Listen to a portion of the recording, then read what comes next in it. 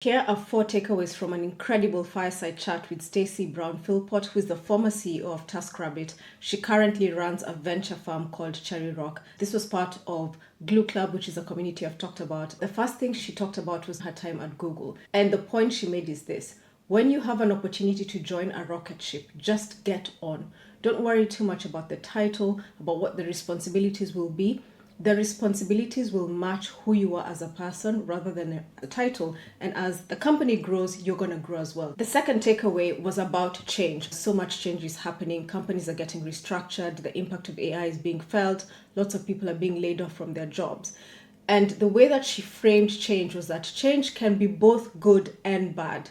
But in both of those scenarios, the most important thing is that people need time to grieve. If your company has been acquired by another company, on paper, that is potentially a good thing. But you kind of have to grieve and mourn so that you can move positively into the next phase. The third takeaway was around operations. The context here is she was moving from a role where she was managing 200 people to a role in India where she was managing 1,000. It was a big leap.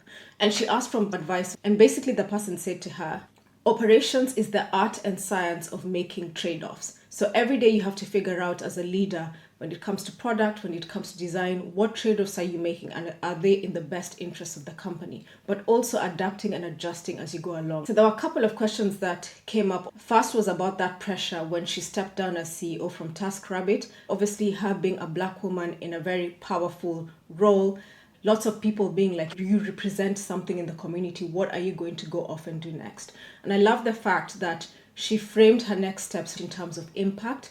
And in her current role as VC, she is still able to make so much impact. Her fund raised 172 million. I hope I've got that figure correct. And when you think about someone like that backing underrepresented founders, that's going to reshape not just the opportunities for those founders, but also the communities that are impacted by that, the products that come into market. So I 100% could buy into what she was saying. And I say this as a person who was a founder of a company that helped people to buy brands and art from Black women and women of color. I know how intentional you have to be to do something like that. Finally, being a Black woman in lots of interesting spaces like that, she's currently on the board of HB, and she said the thing to think about is you want to be in a place where your difference is an advantage. It's so important to ensure that you are in the right stadium where you can bring something unique and valuable to the table. It was a fantastic talk. Glue Club did an amazing job. Opportunities like this are so incredible, and if there are any gems that would be useful to anyone watching,